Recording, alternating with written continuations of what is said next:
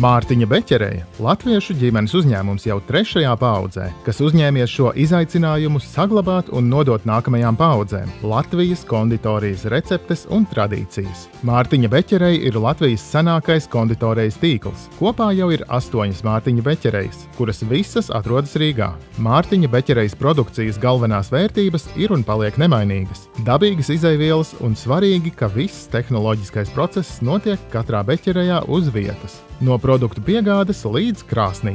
Mārtiņa Beķerejas darbinieki ir uzņēmuma galvenā vērtība, bez kuriem nebūtu iespējama nemainīgā kvalitāte un garša, ko tik ļoti iecienījuši un novērtē Mārtiņa Beķerejas daudzie pastāvīgi apmeklētāji. Vai jūs zināt, kas ir Mārtiņa Beķerejas pirktākā maizīte? Lai arī Latvijas konditorijas tirgu ar vien vairāk ienāk rietumu konditorijas izstrādājumi, tādi kā mafini, krosāni, makaroni un citi, tad Mārtiņa Beķerejas pirktākā maizīte ir speķa pīrādziņš. Un jā, tas Mārtiņa Beķerejā patiešām ir izcils, gluži kā mājās cepts. 2024. gadā Mārtiņa Beķerejā tika saražoti 750 000 speķa pīrādziņu, un tas viss ir roku darbs. Līgo svētki nav iedomājami bez jāņu siera, kārtīga latviešu miestiņa un, protams, speķa pīrāgiem.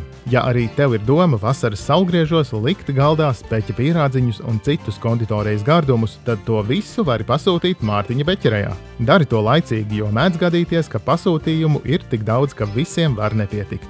Lai lustīgi Jāņi!